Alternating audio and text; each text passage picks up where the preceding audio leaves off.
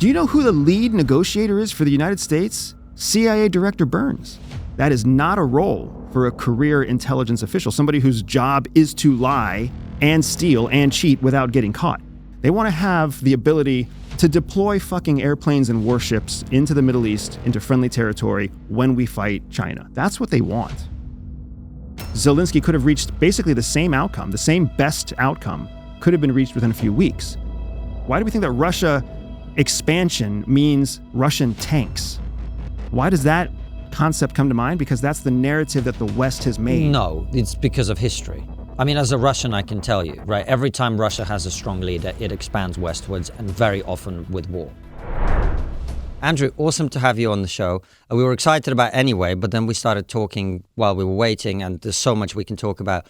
Before we get into that, tell us a little bit about your career, particularly CIA and other stuff where you've served abroad and all of that. Yeah, I mean, I'm excited to be here, guys. This is a conversation I've been looking forward to for a while. But my name is Andrew Bustamante. I started in rural Pennsylvania, a brown kid in rural Pennsylvania. Ended up going to a military school because it was the best of all the bad options that I had. And then from there, I actually got recruited into CIA, had an awesome experience at CIA, living and working undercover, operating abroad. I met my wife, who was also a CIA officer at the time. And we ultimately ended up leaving CIA 2014, which was 10 years ago, which is kind of mind-boggling, for family reasons. Because, surprise, surprise, CIA is not a family-first organization. And then when we left CIA, we kind of had to start all over again because you feel like you're special at CIA, but when you leave CIA, you don't get to take really any references home with you. You don't get to take friends home with you because everybody remains undercover. Everybody remains inside that organism that is undercover operations. And you say you were recruited. Why and why? What does that look like? You never get to know exactly why they're interested in you. I have some theories. One, I was recruited in 2007 as part of the tail end of the surge coming out of September 11th. So if you recall, 9/11 happened in the United States in 2001. 2 years later, there was a giant commission that was completed, a big investigation that was completed. And as one of the findings of that investigation was that the CIA of 2001 was not equipped to handle the rising terrorist threat that was coming against the United States. So they had to plus up people, they had to plus up operations, and one of the big things they pushed for was more diversity in their cadre, because prior to 2001, CIA was basically Ivy League white guys. And it's going to be hard to place an Ivy League white guy in any kind of Arab community. In a cave in Afghanistan, you're probably going to stand out. Correct. But an ambiguously brown, rural Pennsylvanian kid, right, has a better chance of being completely forgotten. I mean, I was unknown all through high school, so I was really well trained. That's so interesting. So that was the moment they actually said, look, we need to infiltrate these particular organizations, monitor them, and white guys ain't going to cut it. I mean, you kind of go, all right, in that way, diversity might be a strength. Yes, and that's what's so interesting. CIA took a very practical approach to diversity, not a legislative approach. Nobody tried to come in and place policies on the importance of having people of color and people of different ages and people of different genders. It was a very practical need. You can't send a male of any skin color to infiltrate a female Muslim society. You can't. You have to have females. Even better if you have females who are also Muslim, who are also Arabic speakers, who are familiar with the region. Yale puts out a lot of good quality people, but it's hard to find that from an Ivy League university. Sometimes you need to look somewhere else. And even now, CIA is looking at people who don't even have formal degrees. I mean, there's all sorts of opportunity that is pushed at what we call the pace of operations, what's required to keep Americans safe, because that's the priority. That's the priority for CIA is national security primacy. Andrew, I feel it's really important before we really delve into the conversation. There's people who, of course, are aware of the CIA, but there's people who might not be aware of what exactly the CIA does. And there's probably a whole lot of conspiracy as well. That's probably. Yeah, there's a lot of conspiracy that is molded in with that. So let's just talk about what does the CIA do and let's explode some myths which people will definitely listen to. No, that's a very fair point, right? So CIA does what's known as human intelligence, or in our world, humant. Now, intelligence is a very broad, sweeping term, and there's multiple subcategories inside that. There's measurements intelligence, signals intelligence, imagery intelligence. So there's multiple disciplines inside the intelligence field. One of those disciplines is called human intelligence, which is the process of extracting secrets from a human being rather than from a radio or from a picture or from something else, right? So CIA, the Central Intelligence Agency, has two purposes. One is it's the primary human intelligence agency in the United States. But then second, it is also the primary analytical resource that feeds the executive branch, which is really just the executive office or the office of the president. So all the intelligence agencies in the IC, intelligence community, all the intelligence agencies feed their raw analysis to CIA, who creates a finished analytical product called the President's Daily Brief that gets briefed to the president every day. What about the operation side? Because CIA isn't just about gathering intelligence, like CIA takes people out and stuff like that. What about that side of it? That's where part of the myth is, right? So CIA has a paramilitary element, but it's a very small element, just like it has a cybersecurity element. That's another small element. It has an offensive cyber element, a counterintelligence element. These are all small elements inside CIA that are hyper-focused on human intelligence operations. So if you can't get secrets from a terrorist, maybe the best thing to do is just neutralize the terrorist. In those moments... That's a lovely use of language there, Angie, I've got to say. In those moments, you need to have that capability. Right. And CIA, being an office that serves the president directly, it doesn't want to outsource that to, say, DIA, the Defense Intelligence Agency. It doesn't want to give that task to the Marine Corps. It wants to be able to do that in-house. So it has what's known as a paramilitary capability. Mm-hmm. Because there's a lot of people in places like where my mom's from in Venezuela, and they'll go, the CIA, they destabilize, da-da-da-da-da. Can I just say I'm very offended by that accent? Yeah, that is actually how my mum speaks. And that is very offensive. But they say, the CIA destabilize governments that are perceived to be the enemies or not even enemies, but don't act within the interests of the United States. And then they help to depose them, put in their own regimes, etc., etc. Is that actually true? There is truth to that, but we have to look at CIA very much as a black and white pre-2001, post-2001 organization. And it's because when the Twin Towers fell on 9/11, there was really one organization to blame, CIA. And CIA takes that squarely on their shoulders. They failed to do what they were supposed to do in conjunction with FBI, and that was the finding of the 9/11 Commission. So you can't have a failure like that on your record and not be forced to completely change. So that's what happened with 9/11. And many people don't realize that when you hear stories of 1990s, 1980s, 1970s CIA, you're talking about an organization that had a few thousand people at most and didn't have any oversight, and those people were largely Ivy League white guys who were part of an old buddy network. Post 2001, even further back after you look past 2003, 2004, when Congress became heavily engaged in overseeing what the CIA did, now you have an organization that has multiple thousands of just undercover officers, and then tens of thousands of officers on top of that. And an organization that has a whole different set of rules and obligations that it has to abide by.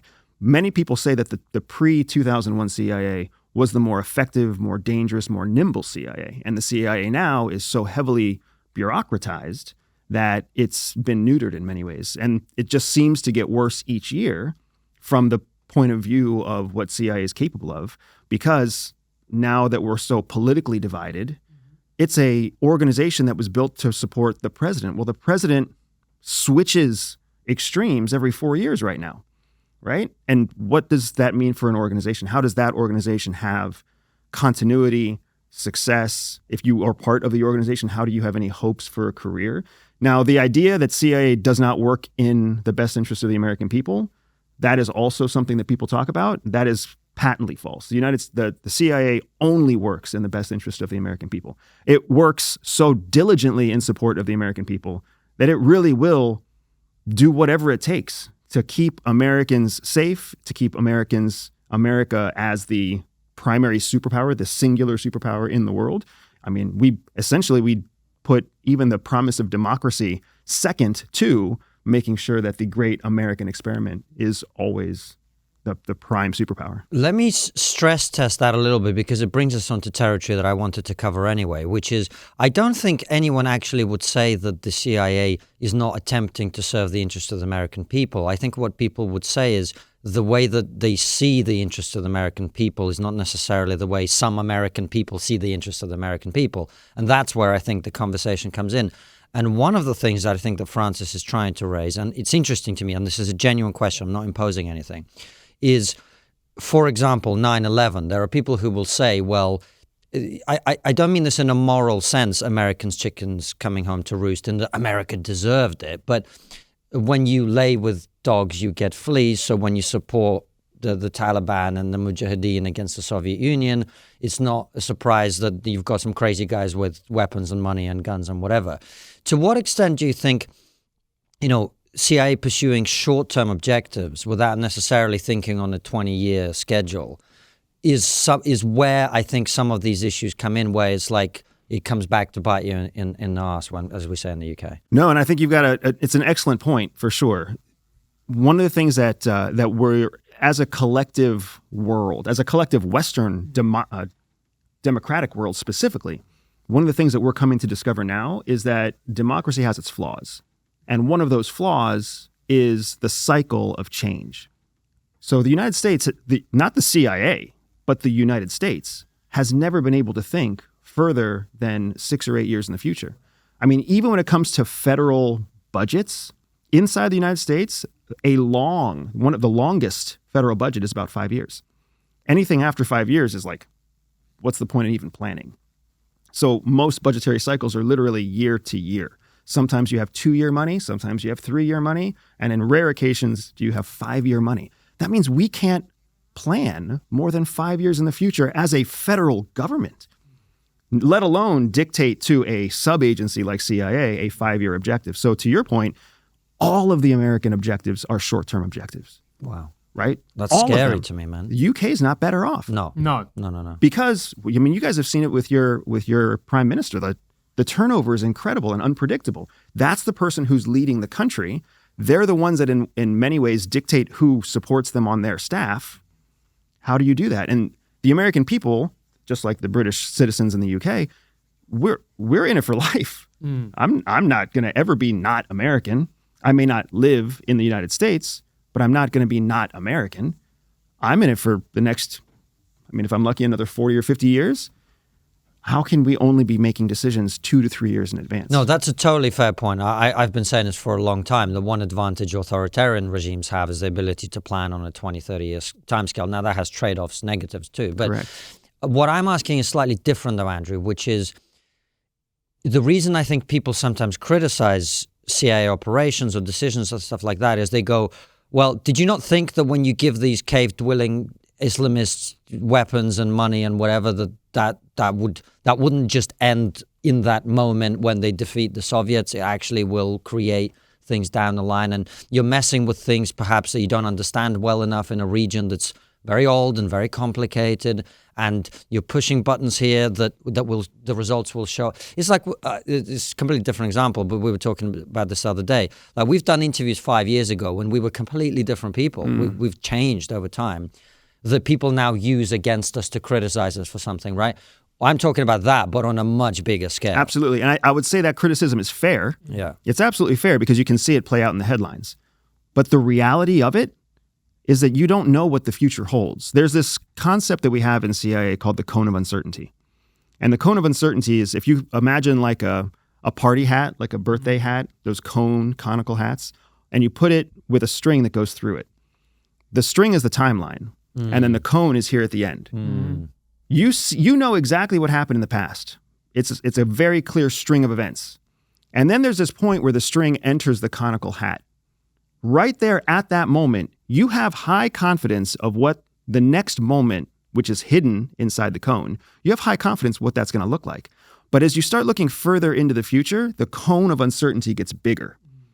the string could completely change. It could morph. All sorts of unknowns could happen, right? So when CIA or when U.S. policy or when any democracy makes a decision, they're looking at that cone of uncertainty, and they're looking forward 7 days, 14 days, 30 days, 90 days, a year, a presidential campaign cycle. They're trying to find a reasonable period to look forward to so they can assess the likelihood of what the future will look like.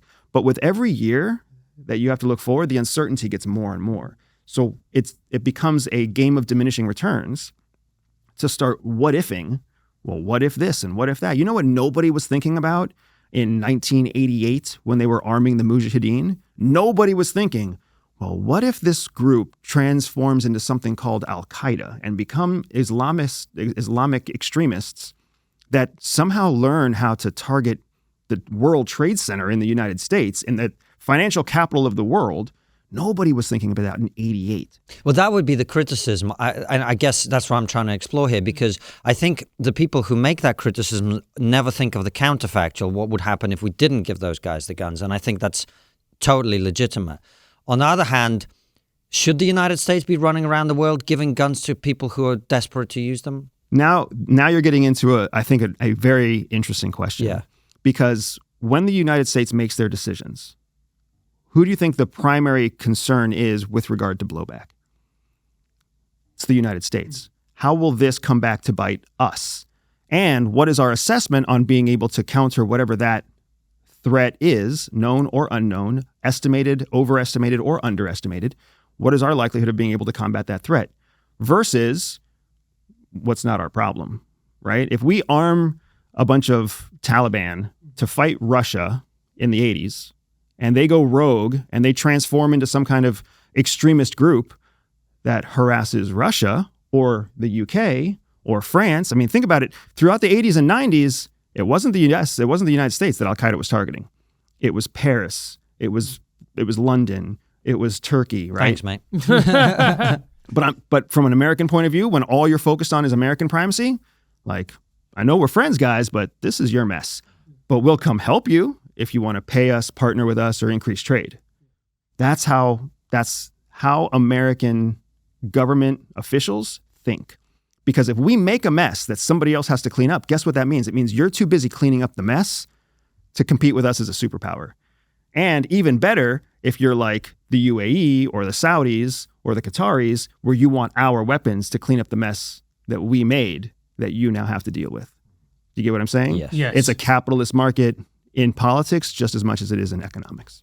And Andrew, how would the CIA change if someone like Trump came to power? Because Trump is very much about withdrawing a little bit, not intervening, letting countries as essentially operate in a far more free way than someone like the Democrats and Biden.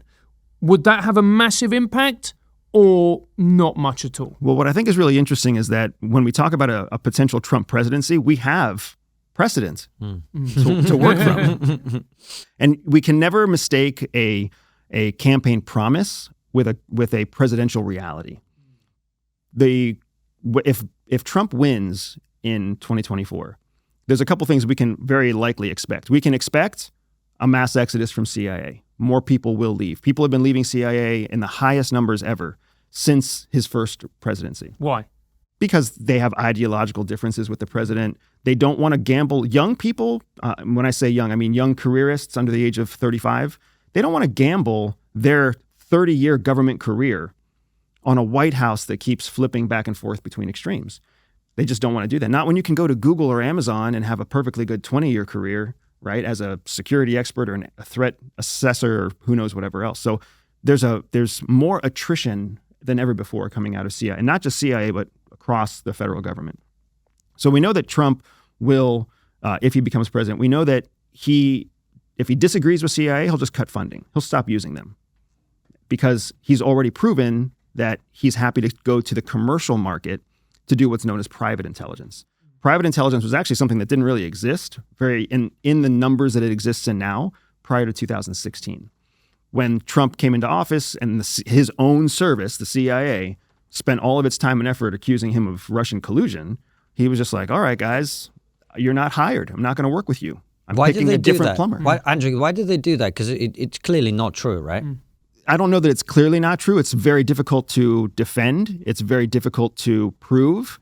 And intelligence is not an art of proving things. This is something that people don't understand. Intelligence is an art of assessing what is unknown. If something is known, it's a fact. It's not intelligence. Intelligence is always unknown. It is a series of probabilities based on things that you don't know for sure. When you have a fact, you turn it over to someone like FBI, law enforcement, right? When you have a theory, it's intelligence. So I think what happened with CIA was you had 8 years of an Obama administration. You had very deeply rooted careerists who were progressive, who were liberal politically. And when Trump came into office, they didn't want to be part of some giant Russian operation. There's still very much a Cold War that goes on in the heads of people at CIA. We don't want to lose to the Russians. We don't want to lose to the Soviets. I mean, we want to defeat them at all costs. It's hard to break that mentality. And the people who are in charge are people who've had a 20, 25, 30-year career, not the people who are 5 years in, 7 years in. So if you had a 30-year career in 2016, that means that you started your career in the mid to late 80s. Can you be progressive and liberal and work for the CIA? Aren't those two things mutually incompatible? You would be shocked at what the construct is inside CIA. There are lots of, because they hire so many young people, you have a lot of progressive ideas that come in at the start. Over time, those people, like most people, I would say, when you have real responsibility or when you have real money, you start to vary away from your liberal roots and you start to become more, at least fiscally conservative, even if you still do believe in like liberal causes. So what happens is either liberals start at CIA and then become more center, or center joins CIA and shifts more to the right, or people that are fairly right join CIA and just love life. I really expected that to go somewhere else. So let's say, because the CIA have got a tough job at the moment. The world is becoming ever more unstable. There's wars happening, proxy wars, etc. So let's say what's happening with the Middle East. What would the CIA's job be at the moment with the conflict that is happening with Israel and Palestine? I love this question because what CIA is doing, what we know they are doing from the headlines, they should not fucking be doing.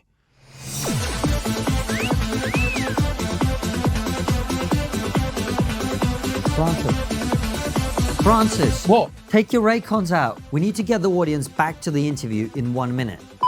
We do a fair bit of traveling these days. And you know what's the best thing to bring with me wherever we go? My Raycon Everyday Earbuds. Raycons offer amazing quality audio at half the price of other premium audio brands. Don't believe me? You just have to read their tens of thousands of 5-star reviews. Raycon's optimized gel tips are designed to fit comfortably in your ears and to actually stay there, whether you're working out at the gym or snoozing on a long-haul flight. I tend to use them to research trigonometry guests while I'm on long walks. My Raycons come with me everywhere so I can listen at any time. With 8 hours of playtime and a 32-hour battery life, I don't have to worry about whether they're up to the task. With my Raycons, I really love toggling between the noise isolation and awareness modes. I choose noise isolation for those times when I want to be totally immersed, and I turn on awareness mode when I'm out and about in the city. Here's the offer. Go to buyraycon.com/trigger today to get 20% off your Raycon order plus free shipping. That's right, you'll get 20% off and free shipping at buyraycon.com/trigger. That's buyraycon.com/trigger. And now, back to the interview. Do you know who the lead negotiator is for the United States negotiating between Hamas and Israel? CIA Director Burns. Why is a CIA director? Why is the head of the intelligence, the undercover covert intelligence wing of the United States, why is he negotiating with what we accuse of a terrorist group and Israel's political party? Why is he the interlocutor? That's not a role for an intelligence officer. That's a role for a diplomat. That's a role for a statesman. That is not a role for a career intelligence official, somebody whose job is to lie and steal and cheat without getting caught. it shows two things. One, it shows how the United States views the conflict between Hamas and Israel. It shows that the United States does not view it through a diplomatic lens. Otherwise, they'd put a senior ambassador in there, they'd put a statesman in there, they'd put somebody from the president's cabinet in there. You know where the diplomats are spending their time? Saudi Arabia. Because the United States knows that it has very real diplomatic needs in the Middle East that it must maintain, and Israel's not one of those needs. It knows that what Israel is a fucking mess that they created, that they exacerbated early on, and that they need to clean up quietly. And they're hoping that CIA Director Burns will help make that happen. And what do you think is the agenda? How does it get cleaned up, so to speak? So there is no good outcome. There is no outcome that makes everybody happy. But CIA is not interested in making everybody happy. The CIA is interested in making American primacy prevail. So what America wants is a two-party solution, or a two-state solution in what is currently known as the State of Israel. That's what the United States wants. They want a safe place for Palestinians. They want a safe place for Israelis. And then they want to be able to encourage relations between the Muslim and Arab world, the Israeli world. They want to increase trade. They want to have the ability to deploy fucking airplanes and warships into the Middle East, into friendly territory when we fight China. That's what they want. That's what the United States cares about. However they get there the fastest, that's what matters to them. The reason that you have diplomats meeting in Saudi Arabia and spies meeting in Israel is because what you need to have is the Saudis and the Emiratis, two of the leading groups in the Middle East, accept Israel, which requires Israel to accept Palestine. That's the mess. Interesting. You think the United States is thinking 5 years beyond this point? They're thinking 2 years beyond this point. But to me, that is, look, and I accept it, and as an analysis, it makes sense. I guess the question is, how much of this is a cynical thing as well, in that the UAE, Saudi Arabia have way more cash than Israel? I understand what you're saying when you ask how much of it is cynical, right? Yeah. It's not cynical if it's economic. Cynical means that there's no real rational foundation for it. The fact that there's real oil in both the UAE and Saudi Arabia, that's a very real issue. The other thing to keep in mind is the United States is always trying to counter the Iranian threat. Mm-hmm. Well, inside the Middle East, Iran's primary enemy in the sphere of influence is Saudi Arabia. So Saudi Arabia always wants to make sure it contains the Iranian threat as well. So you have Iran regionally as a point of collaboration for the United States and for Saudi Arabia and for UAE and on top of that. But then you have this Palestinian issue, which is clearly a point of contention and a long time point of contention. And as long as Hamas and Israel continue to be in conflict, more specifically, as long as Israel continues to kill Palestinians, that's the real problem. Nobody has a problem with Israel fighting Hamas. What they have a problem with is Israel killing Palestinians in the name of fighting Hamas. So as long as that situation continues, you have a UN that's turning against Israel. You have the question of the International Criminal Court pressing charges on Israel. You have the United States, who used to back Israel and is now backing away from Israel. The United States needs Israel because Israel is one of the top 3 wealthiest countries in the Asian subcontinent. They have incredible trade and buying power for our weapon systems, our technology, our security interests, right? There's lots of reasons why the United States wants and needs to continue being partnered with Israel, but to do so in a way that distances them. Let me ask you what is a horrible question, but if we're talking about people whose job it is to lie and steal and do all of that for a living and to do it well, and it's purely about the interests of the United States, why doesn't the United States just let Israel destroy Gaza completely and end this conflict forever? There's a few reasons for that, right? Reason number one is... And by the way, just for people watching, I'm not advocating for that. But if we're thinking with a cynical hat on, that would be an approach that people might look at. And you know what? I don't think that's a cynical hat. We have a process at CIA called the analysis of competing hypotheses, ACH, the analysis of competing hypotheses. When you create competing hypotheses, you basically start at the extremes. So there are 2 extremes here. Extreme number 1, just let Israel just kill everyone, destroy everything, start over from a clean slate. However Netanyahu plays this thing out in his brain when he's, in his bathtub at night. That's one option. The other option is cut off all support to Israel, sweep in to support the Palestinians, and bring every Muslim country along with you, right? And just completely overthrow Israel. Those are valid options on a spectrum of extremes. So you can't just rule them out. But when it comes to why we can't do that, why the United States can't maintain its role as the world's superpower by letting that happen, we need the Middle East. The United States needs the Middle East. They need the oil from the Middle East. They need the wealth from the Middle East. The Middle East has become a financial hub that competes with all the financial centers in the United States. So to ostracize Dubai and Riyadh and Abu Dhabi is unacceptable. Qatar, Bahrain, like the Khaliji countries control so much wealth and so much oil flow. We would be shooting ourselves in the foot like we did back in the 70s if we try to ostracize or minimize their priorities, their issues. And we know that Palestine is one of their top priorities. Qatar, Saudi Arabia, all of them. So we can't just let Israel do whatever Israel wants to do, because to do that would cost us Jordan, which is a huge strategic partner, Muslim country in the region, Saudi Arabia and UAE. So how does this end? Unfortunately, I think the way that this ends is twofold. So first, Netanyahu is not going to get what he wants. He's not going to push out Hamas. He's not going to push out the Palestinians. Egypt is not going to accept that. Jordan is not going to accept that. There will be some sort of brokered ceasefire, hopefully soon. There will be a long-term truce that's created, and then there will continue to be a two-state solution. No matter how much politicians in Israel don't want that, that's what's going to happen. That's what has to happen. Through the eyes of everything that is democratic, that's what must happen.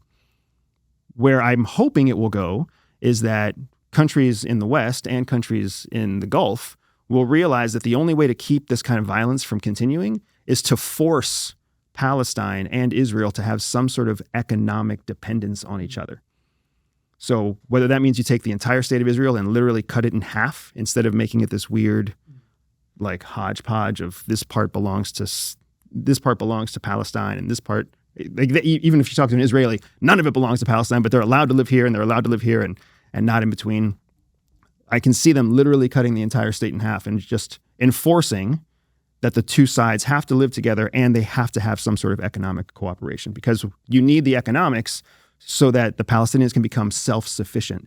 You've heard Biden talk about the right to self-determination. For both the Israelis and the Palestinians, you can't have self-determination if you can't determine your own future.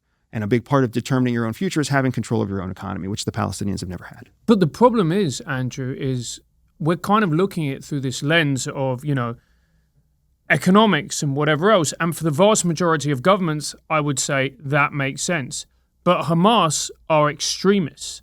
They do not want the state of Israel existing. They're rabidly anti-Semitic. So how can you negotiate with that type of government who are Islamic fundamentalists? I would argue that part of what you're repeating right now is actually rhetoric and not fact, right? So there is a fundamentalist element to Hamas, but Hamas is also the legitimate elected government in what was Gaza. Mm-hmm. And even now in the West Bank, you see an increasing rise of support for Hamas. Because if you just look at the news, October 8th, nobody trusted the numbers that were coming out of Gaza, because they said that, tens of thousands of people were dying. But this was reported by Hamas, which is the currently recognized government of whatever, right? They were always pulling out the idea that Hamas was not a reliable source because it was potentially a terrorist group. Now, you don't see any kind of verbiage like that. Now you literally see Gaza officials say this, Gaza officials say that. Well, the fucking Gaza officials are the same Gaza officials they were on October 8th. So what's changed? What's changed is the rhetoric from the West.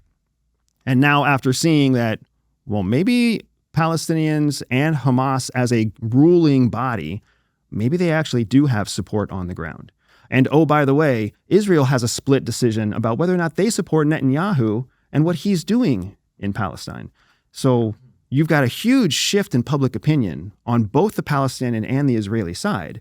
So being able to just jump in and say, well, Hamas is a extremist organization isn't 100% accurate. They still have legitimate grounds to be there because they have been policing, enforcing, maintaining health, safety, and the movement of humanitarian goods. I guess my pushback to that would be just because a government is legitimate does not mean it's not extremist. So, for example, in Venezuela, they elected Hugo Chavez, and I think most people, apart from the nutso people on the left, would agree that Chavez was an extreme figure and he had extreme policies.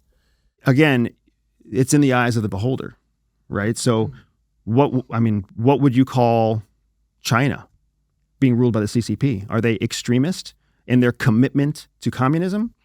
What would you call the United States in our commitment to capitalism?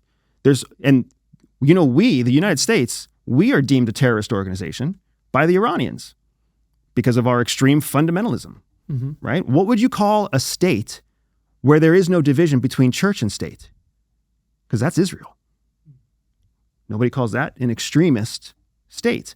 So it's all in the eyes of the beholder and how you define that. Now, here in the West, we have over-labeled terrorism. We call everything terrorism.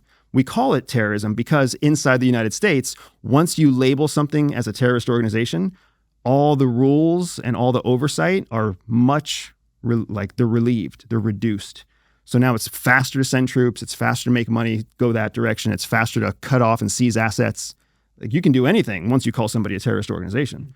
And that's why you see this back and forth, even in legislation, about what they call a terrorist organization versus a functioning terrorist group versus et cetera, et cetera.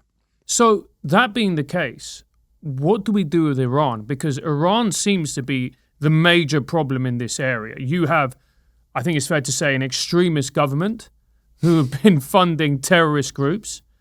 So what do? Do you let them continue to fund them? Do you apply political pressure? Do you introduce sanctions? What do you do? What do you do with Iran? The question is so much bigger than Iran. So I'm going to answer your question with a second question, right? Where did Iran develop this methodology? The methodology of funding Hezbollah, funding Hamas, right? Funding insurgent groups in Iraq, while simultaneously also making itself indispensable in the Middle East, because Iran is the breadbasket of the Middle East. You sit in UAE, you sit in Saudi Arabia, the headlines say, Iran is evil, Iran is evil, Iran is evil. The produce shelves all say, grown in Iran. The food that feeds Saudi Arabia comes from Iran. The food that feeds UAE comes from Iran. So if you want to talk about complexity, how do you label somebody a villain when they are the ones providing your food? It's like the American Civil War. All the industry happened in the north, all the agriculture came from the south. So I say that because Iran is modeling a methodology called proxy wars. They're using revenue to fund extremist guerrilla groups to execute their will in foreign countries. They learned that from us. That's exactly how the United States executed operations all through the 50s, 60s, and 70s. That's still how we execute operations. Oh, by the way, China's doing the same thing. Russia's doing the same thing. Saudi's doing the same thing. That is the state of the world right now, is proxy conflict. It's what happened in Libya. It's what happened in Syria. It's still happening in Yemen. It's what's happening in Ukraine. And you can see how the same elements are present right now in the conflict between Hamas and Israel. So this is what I was going to ask you, because I'm not an expert on these things, but just as an outside observer, it feels to me like we're at a point when the West has spent so much time signaling weakness and division and distraction and all of this stuff that people can see with their own eyes, especially foreign people to whom, 53 genders isn't a thing that they take for granted. They go like, what the fuck is this? Right? Yeah. So, when I see Russia feeling more confident to expand and to fight that conflict, when I see Iran more empowered to do things in the Middle East, when I see China talking more aggressively about Taiwan, I see the king of the hill is weakened, everybody senses it, and now they're all coming for us. Is that fair analysis? I don't think it's an unfair analysis. I do think it's a bit of an oversimplification. Yeah, sure. Because when we say king on the hill, like generally what we're talking about or what people might imagine is the president of the United States, which isn't necessarily how I think we should look at this situation. I meant the United States. I agree with that. So the United States is And its allies. the leader of the free world. At least that's what we've been known as for however many decades. The problem that we're really seeing here is that the West has been introducing concepts for the last few decades that we have all accepted and labeled as democratic ideals, as the path to a functioning, healthy society, something that makes us strong by democratizing as much as possible, right? Let's have more people who vote and more candidates to vote for and more frequent elections. And that's democracy, and that's going to be successful. The truth is democracy in the American terms is an experiment. It's only a few hundred years old. It's never been proven out. You know what's lasted for thousands of years? Authoritarianism, right? I mean, look at the United Kingdom has proven that monarchy can last for centuries. The United States is still an experiment, right? We are still very much in our middle school years, and middle school wasn't very much fun for me. I don't know what they call it. I don't know what they call it in Europe. Yeah. But what I'm saying is that what we're seeing is that the United States and this great democracy, this great democratic experiment, hasn't evolved in the last 30 or 40 years. If anything, what it's done is it's rooted itself in idealism that isn't actually healthy. And now authoritarian regimes are developing and evolving faster, growing faster. You see more and more countries than ever before opting for authoritarian rulers, strongman rulers, or ultra-nationalist rulers. Look at Germany, look at Italy, look at what President Macron in France just announced this week, that the Europe we know could die, it could go away. We have to be clear about the fact that our Europe today is mortal. It could die. It could die, and that depends solely on our choices. It could die, it could go away, meaning the idea of a democratic continent where multiple states agree to work together could go away in favor of multi-centered nationalist nations, which is exactly what Trump represents, exactly what Netanyahu represents, and that's what the primary threat is in France to win the elections this year in France. I guess what I'm getting at is I know you said it's an oversimplification, I'm sure that's true. The broader sense of the West is weakened one way or another for whatever reason, and other people smell that and they're using that to their own advantage, as they should. Is that what's happening? I would say, I hesitate to use the words weak because I don't want to say that the West weakened. What I want to say is that the West hasn't evolved, right? It's the difference between pitting a 22-year-old athlete against a 42-year-old athlete, right? The 22-year-old athlete heals faster, has more modern training alternatives, has been in better gyms with better coaches, with all of optimized modern society for the last 8 years. The 42-year-old athlete has had the same access to those tools, but is dealing with a 42-year-old body and all the life changes, the hormone changes that come at 42, the life changes, the responsibilities, et cetera, et cetera. So nobody would think about pitting a 42-year-old against a 22-year-old and betting on one or the other to win or lose in a foot race. Well, in the United States, we've been focusing on our 42-year-old athletes instead of finding a way to constantly reinvent ourselves and bring up our 22-year-old athletes, which is why we're looking at two presidential candidates who are both fucking ancient.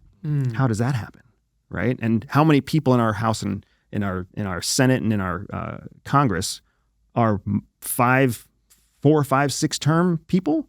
Like, we are not investing in our future. We are, and have always been as the United States, a revolutionary group. We still literally pat ourselves on the back for winning independence from you fuckers, right? And look at what we've done. We talk about it, but we don't actually implement it. And the rest of the world is leaning into their advantages in authoritarian regimes and autocracies. I'm glad you mentioned that, because one of the things that people talk about, particularly in our space, and I'd love to ask you this question, which is They talk about the threat from China, particularly when it comes to Taiwan.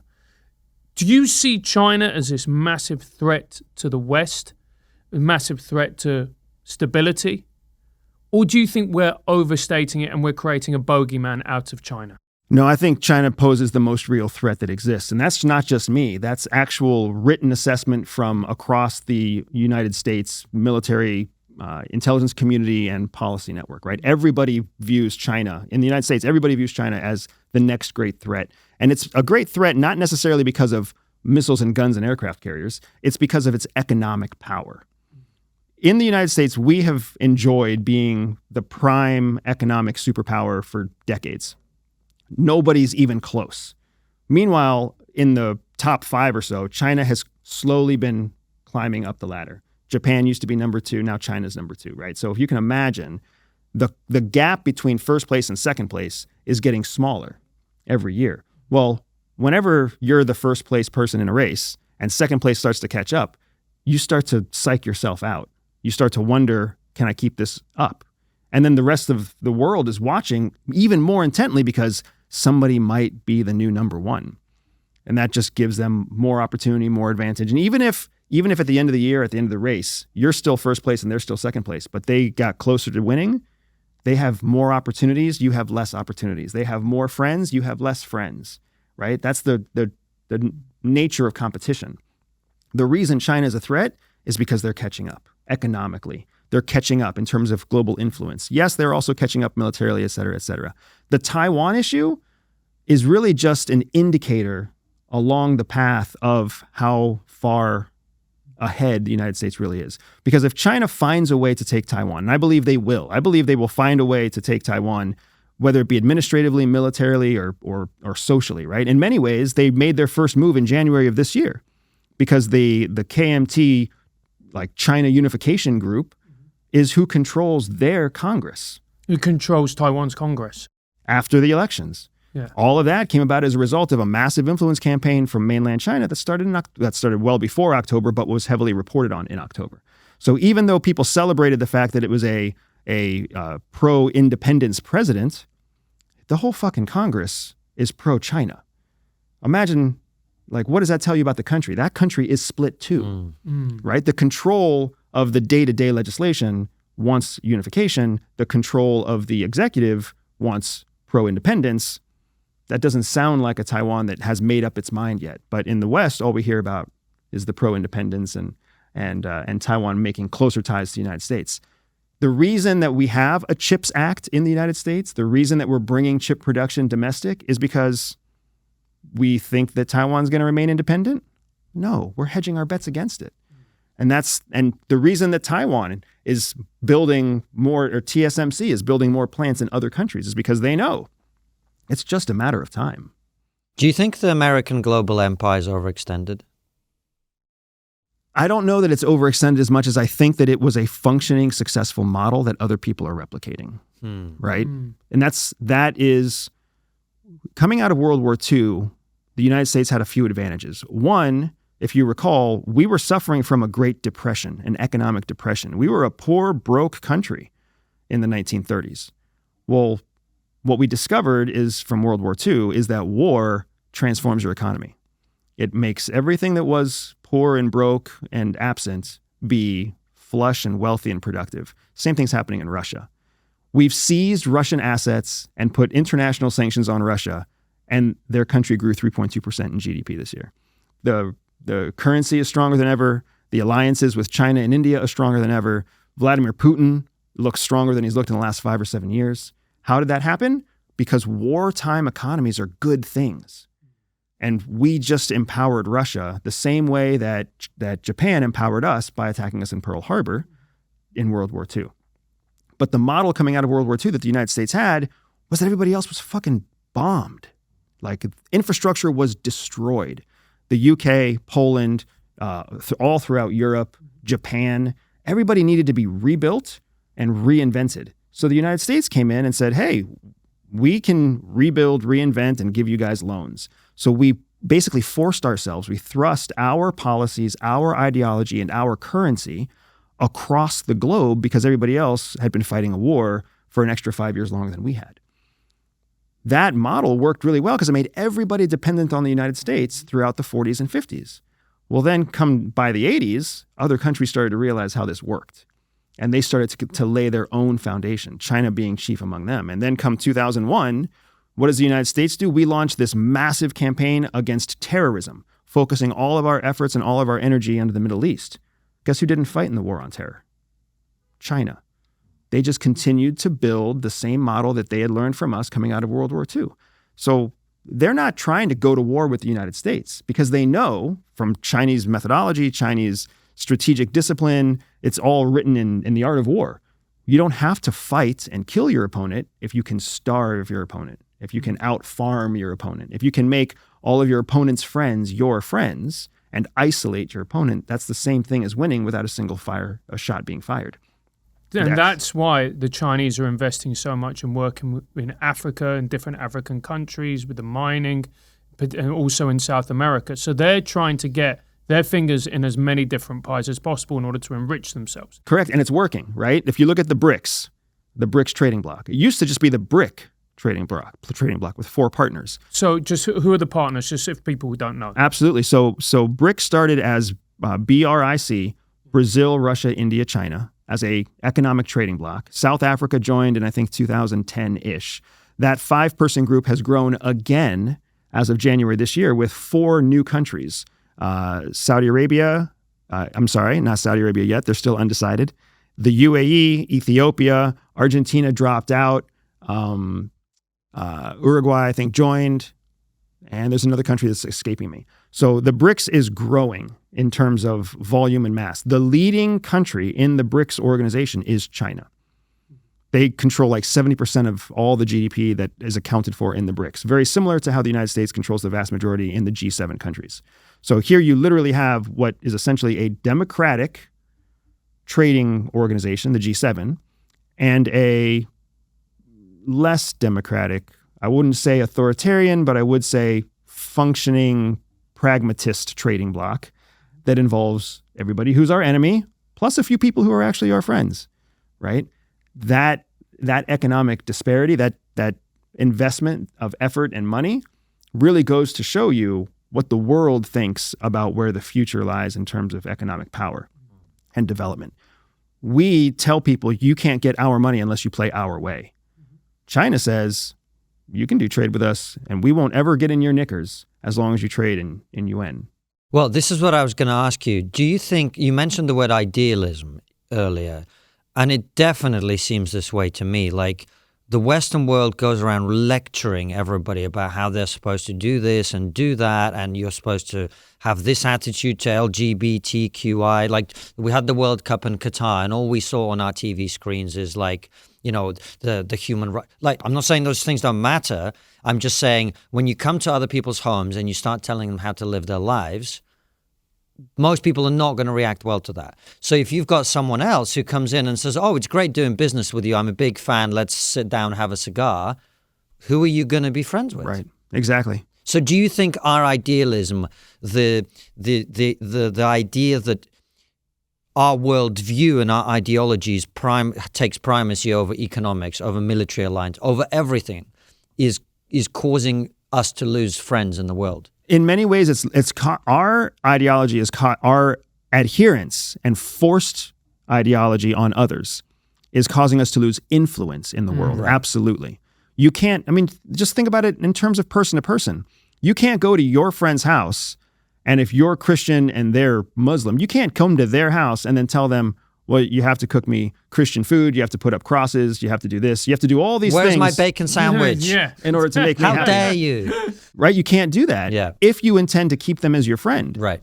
Now, when they're dependent on you because you're the landlord and they pay you rent and you're the one that provides them the groceries and you're the one that provides them the heat and you can turn off their electricity at a button press, when you go to their house, guess what they do? They make you some fucking bacon, right? But they're going to be resentful. They're going to be bitter. They're going to hate you. And when someone comes along who's going to give them the light and heat and the groceries without being forced to make them bacon, who are they going to pick? Right. And that's what we're seeing right now. We're seeing the world.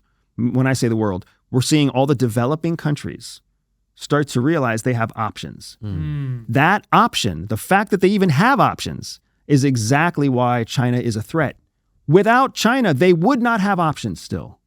Their only option would be the United States. That's how our whole economy was built, to make sure nobody else had anybody else they would ever choose.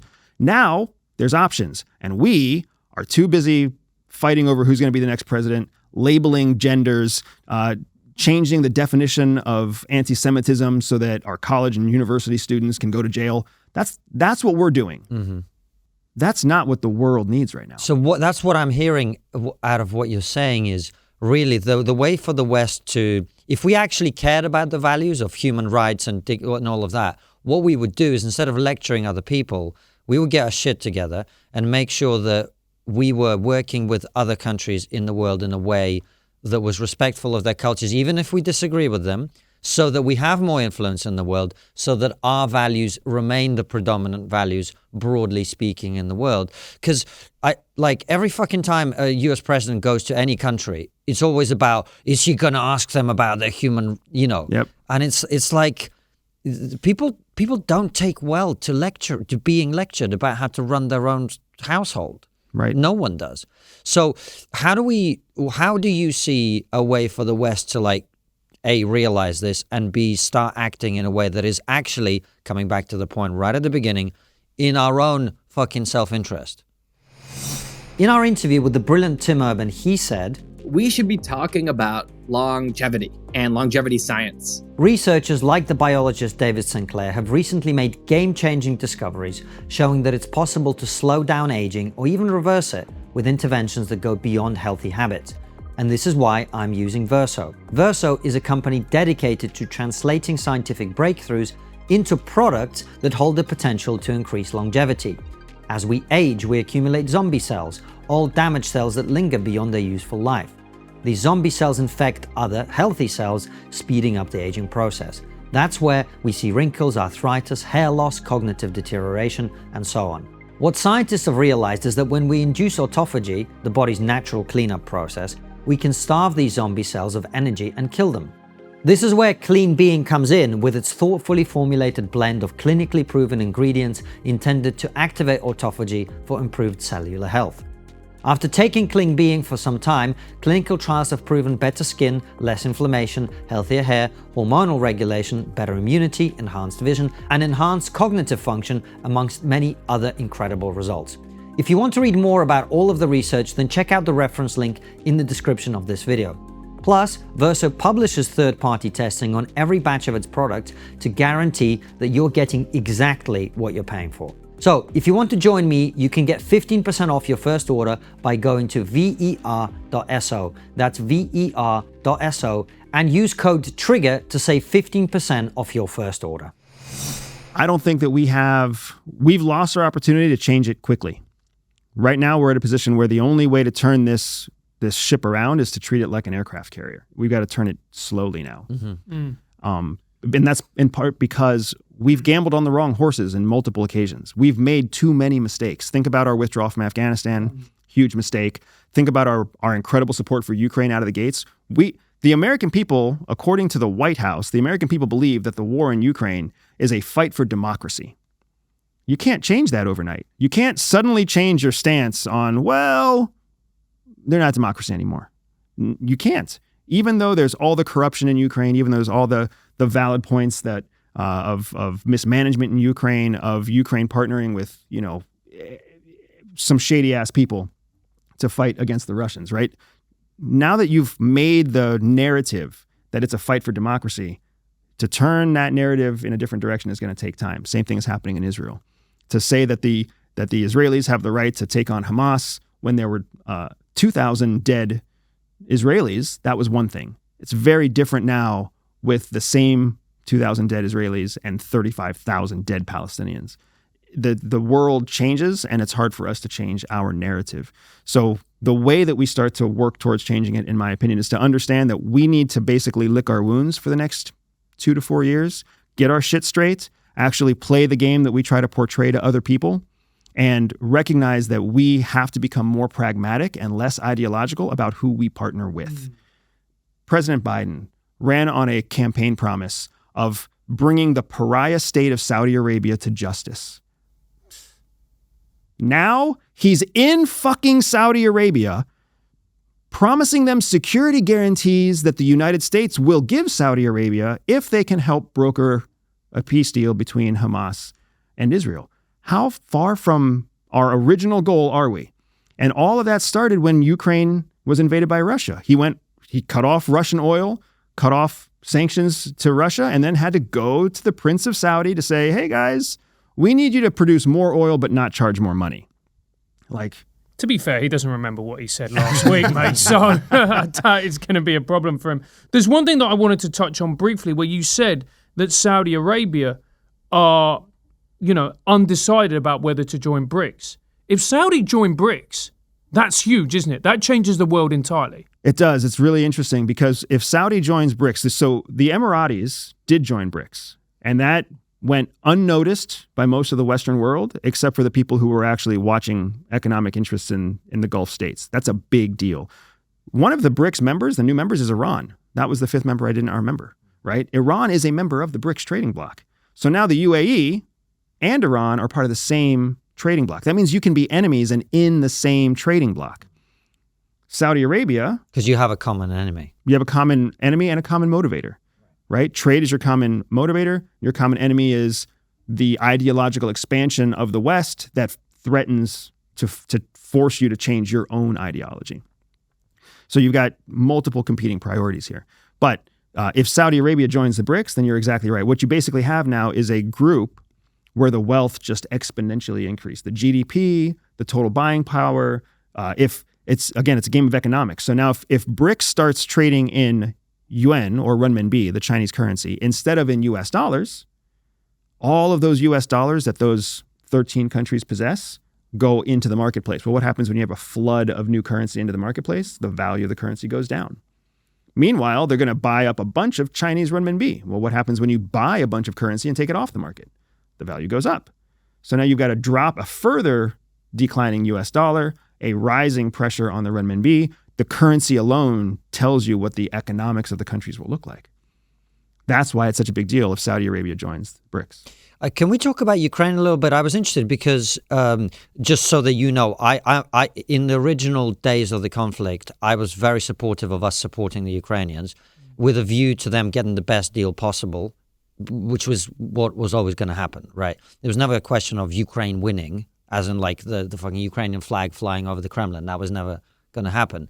But I thought that first of all, I'm curious to hear your thoughts on why it's not democracy, but also I did see that as an attack on the Western Bloc for the reasons we've already discussed, right? So first of all, let's talk about the democracy part of it. What's your take on that? So prior to the invasion of Ukraine was seen as a struggling or developing democracy at best. It had a score of 4 out of 10 on multiple Human Rights Watch indexes. So it was not a functioning democracy. It wasn't. It was a developing or transformative democracy because it was still very much corrupt. It was still embedded with Russia. It was still practicing active political oppression, et cetera, et cetera. It was not what we in the West, what you in the UK, what we in the United States, what any of our G7 countries, it's not what any of us would determine to be a democracy. Mm-hmm. It was just a country that was still on the cusp of whether or not it would accept and it was adopt. moving in that direction, I would say, right? And if you look at the region, it's kind of the standout in that region in terms of moving towards democracy. What other countries that are former Soviet Union countries, other than Latvia, Estonia, Lithuania, the recent joint, what other countries in that region were moving in that direction? So it's not about being comparative to me. It's about the narrative that was presented to the entire, not just Americans, all English-speaking countries were given a narrative. Mm-hmm. And that narrative was, this place is a democracy and we have to protect that democracy. Mm-hmm. That was false. It's like someone who's moving towards graduating college is not a college graduate. That's fair, totally fair. What I think I'm saying is, part of the reason that Ukraine finds itself in conflict with Russia, and I've seen this, I have lots of family in Ukraine, whatever, is since 1991, Ukraine repeatedly has made the conscious choice to move in a more westward direction. Right. And that's partly why it's being attacked. So it may, you are probably right to say it's not, you're not probably right, you're 100% right. It's not a democracy like the UK or the United States. The oligarchs have ridiculous amounts of power in Ukraine, etc. But the direction of travel was westward, which is why Russia is coming in to prevent that. Absolutely. So I would argue we are, in supporting Ukraine, we are defending the democratic movement of that country. I wouldn't disagree with that. Yeah. I wouldn't disagree with that. But is defending a democratic movement enough to make the kind of support that we saw from NATO and from the United States? Well, the United States is part of NATO. I would say no. The real reason that NATO and the United States are involved is not because anybody cares about democracy in Ukraine. It's because they all care about isolation and degradation of Russia. That, by definition, is a proxy war, just like we were talking about. Or containment, we might say. Containment, yeah. Not necessarily degradation. It's not about wanting them to be destroyed, but it's about making sure they don't continue expanding. They weren't expanding before, right? Like Putin invaded, according to the Russian narrative, right? Putin invaded Ukraine because of many, many years worth of warnings that NATO cannot expand against the Russian border. Yep. We can't take a threat from the West. And that threat continued, like you said, was moving in that direction. So he made a decisive action. Yes.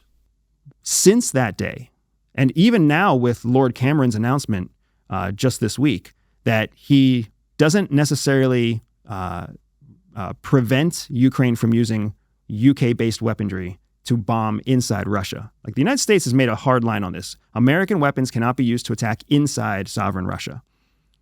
The UK has never been very express on this. They're still not very express on this. But the general understood agreement that was struck yesterday between Lord Cameron and Zelensky, or this week between Cameron and Zelensky, was that these Storm Shadow missiles specifically, I mean, if they make their way into sovereign Russia, that's okay, right? Why would the UK let weapon systems in the UK be attacked, go into sovereign Russia?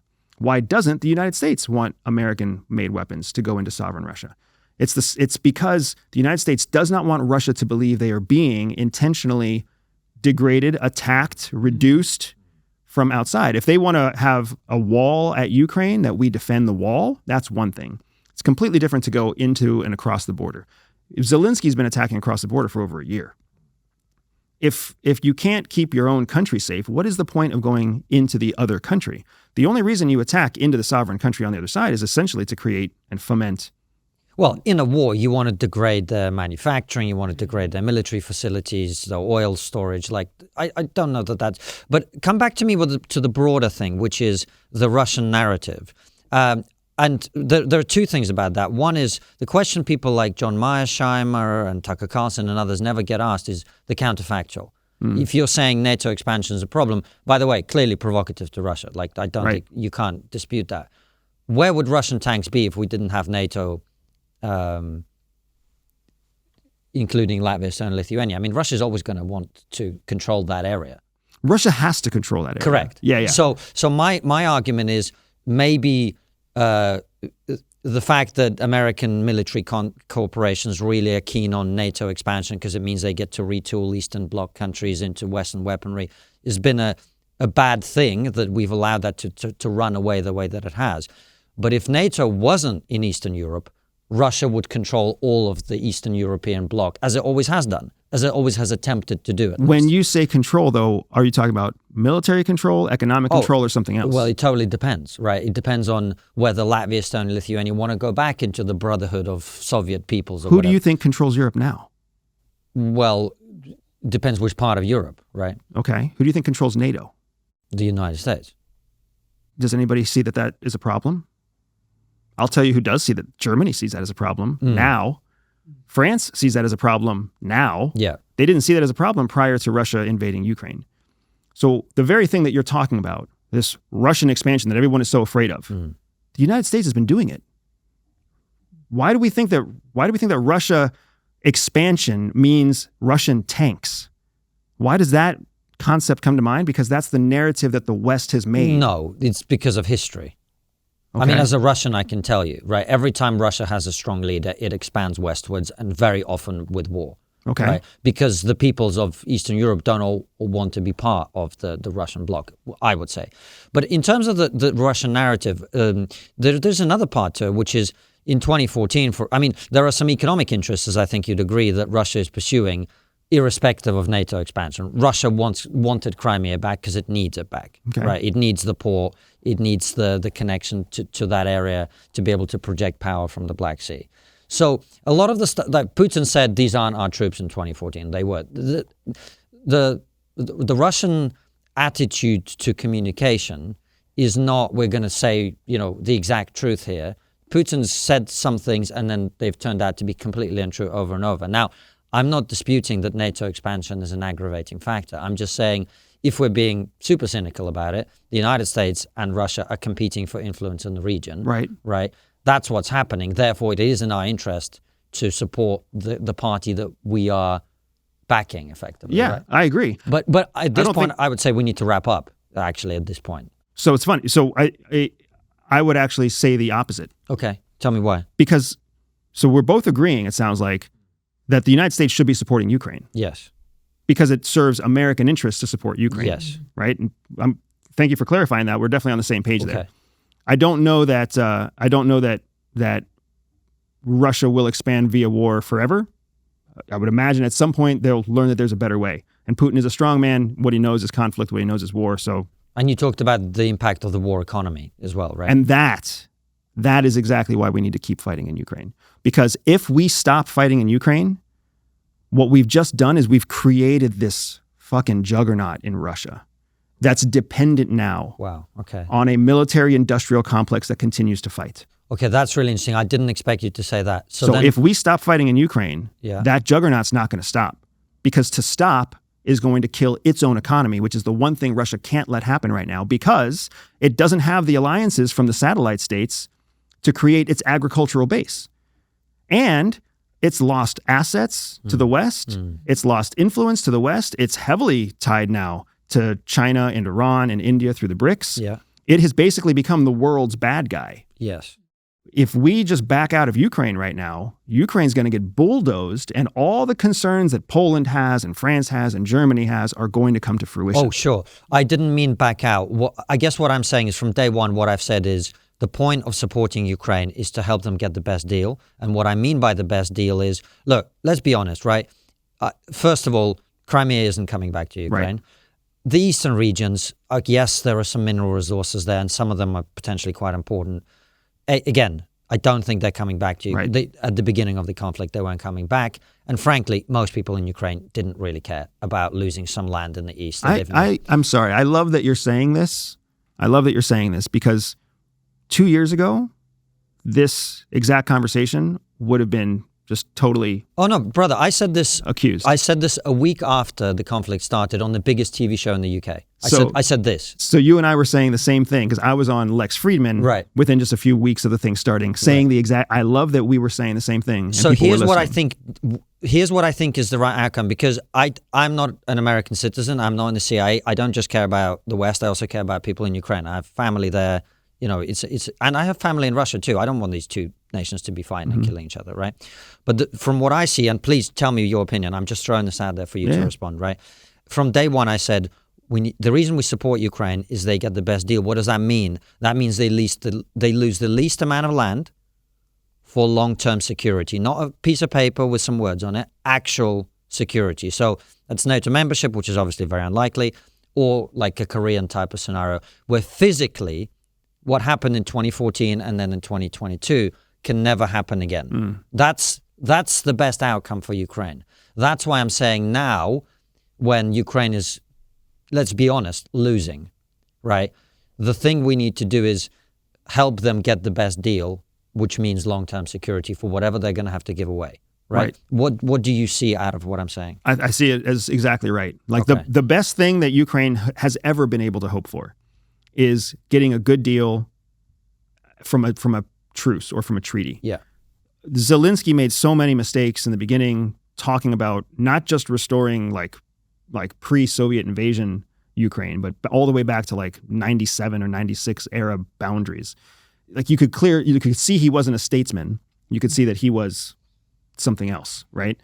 now that we've had to go through the transformation, now that the American people and Europeans have seen the truth slowly get peeled back about what's happening in Ukraine between Zelensky and everybody else, now that we've had all of this, I think we can all agree that the best outcome here is just Ukraine not being completely taken over by Russia. Yeah. Not that Putin has ever said he wanted to take Ukraine's sovereignty. From the beginning, he said he didn't want to take Ukraine's sovereignty. Now, to your point, Putin is an expert in information warfare. Yes. We talk about it being like communication out of Russia. It's nothing about what comes out of Russia can be called communication. It is all shaped narrative. It is all informational warfare. It's the same thing that's happening in the West. We just have free speech. Yes. Yeah. For now. Yeah. But that free speech can still be shaped with an overall messaging and narrative that appeals to Western ideals. The same thing is happening out of Russia. So I agree that what we can reasonably expect to see is Ukraine not lose much more. Everybody stop killing each other, and then some sort of security infrastructure put in place that keeps what is remaining of Ukraine, along with some sort of support to a new fledgling government that is going to rebuild Ukraine. Because Zelensky can't stay. That's going to be one of the things that Putin guarantees. Franz, I know I've been hogging the mic for ages, but I just want to... what is your criticism of Zelensky? Because this is interesting to me, right? I think, here's what I would say. He's obviously completely inexperienced in terms of government. I thought that in the early days of the war, he was heroic in leading his people. I really did. What I have seen since, however, is he's firing the head of the army because he said some things that needed to be said, frankly, in my opinion. And look, the corruption side of Ukraine is one of the most corrupt countries in the region, like every other country in the region. Like, it's not an outlier. The only reason Russia isn't quite as corrupt is the corruption's been nationalized. Right. And the oligarchs are now appointed by Putin instead of being their own men. Right. So what are the mistakes you feel that Zelensky has made in the way that he's prosecuted in this conflict? And by the way, like, everybody would make mistakes fighting a war, right? But yeah, absolutely. What's your analysis? I mean, I think that what you've already summarized is 90% of the problem. Okay. Right? But then on top of that, the idea that this war couldn't have been shut down in the first few weeks, it absolutely could have been shut down in the first few weeks. Essentially, the territory has only shifted 5 or 7% in either direction over the last 2 years. Yes. But for all the death, all the destruction, all of that for somewhere between 2 and 5% of change is ridiculous. Zelensky could have reached basically the same outcome, the same best outcome could have been reached within a few weeks. The problem was the same heroic Zelensky that you're talking about. That was just a face. That was an act. That was a set. That was something that was projected to the Western world because at the time he was being coached by Western powers, chief of which is the United States. So when Putin presented an offer early on, every advisor on Zelensky's side, American advisor, British advisor, NATO advisor, would have said you can't take that offer. Zelensky wouldn't have had the experience himself to know what offer to take. What's a good offer? What's a bad offer? But what he did know how to do was rally the people, right?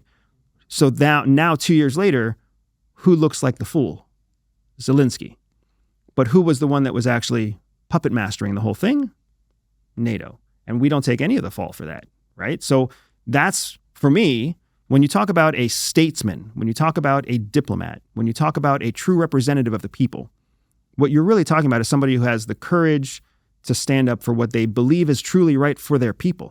I totally respect your background and your family in Ukraine and in Russia. Doesn't mean I'm right, by the way. But I still respect it. The vast majority of the people that I've spoken to, the Ukrainians that I've spoken to, the Americans who have gone to Ukraine to support the conflict legally or illegally, the vast majority of them that I talk to are like, they are disappointed and discouraged by how Zelensky specifically handled this conflict from the beginning. That I would dispute. I don't know now. I think now the situation is changing, and for the reasons that we've discussed. In the first year of the conflict, he was seen universally as a hero in Ukraine. The polling showed that. The people I speak to, that's what I saw. That's fine, and I think that the first year is the first year. Yeah, well, but that's when. See, this is what I was going to ask you, because I feel like what ideally should have happened is when when the Russians pulled back from Kiev, when the Russians pulled back from Kherson, when the Ukrainians liberated the area around Kharkiv, when they were making all of these gains, that's when the deal should have been done. The problem is when you're winning, you don't, and the Western allies are sending you weapons, and they're like, why would you do a deal? You're thinking, let's get back to, let's get back the eastern regions. Let's think about Crimea. Let's go back to 1991 borders. Do you think maybe that's why they didn't do a deal then? It's just maybe like they were waiting to see the summer counteroffensive that obviously failed and all of that. So if the first counteroffensive was wildly successful. Totally. And that's the point in my understanding. That's the point in which you're saying we could have called it, hey, let's come to the table right now. Yeah. We're winning. Momentum's on our side. Really, that's what we're talking about, is just a shifting in momentum. Yes. All the amateurs out there are the ones that are talking about winning and losing. It's really just a shift in momentum and a shift in advantage, right? But when you're talking about that shift in momentum as a time to negotiate, that's one of those times. I want to know what was happening in the back rooms. Were the Western allies supporting Ukraine saying, hey, you guys, this is a great time to come up with some sort of offer? In fact, there were offers that were being brokered by China. There were peace deals that were being brokered by China. Turkey offered a peace deal in the same period of time. They weren't taken. Well, were they not taken because the administration under Zelensky was like, we're going to go against what our advisors are recommending and we're going to keep pushing? Or was that deal not taken because the advisors themselves said, hey guys, you're winning. We're not slowing down our support. Let's keep pushing. I would venture to say that the advisors encouraged them to keep pushing. I still believe, to all of my training and all of my spidey senses, if that's what you want to call it, this is a proxy conflict. The United States is using this as an opportunity to degrade Russian capabilities in the long run. Not just like make Russia lose influence. They are literally stealing assets out of that belong to Russia, that are currently being held in European and Western banks. Sovereign assets. They just passed legislation that means they can take and sell those assets and use them for their own. They just stole money from Russia because of a disagreement over what Russia was doing in Ukraine. That's having that kind of power, having that kind of benefit. That's not because they're trying to protect NATO. That's not because they're trying to enforce democracy. They're trying to degrade a global power competitor, what's known as a GPC country. That's the problem. And Putin knows that. And whoever comes after Putin, when that time comes, also knows that they're being degraded. The weapon systems are being degraded. Thousands of tanks are gone. Rockets are gone. Missiles are gone. Troops are gone.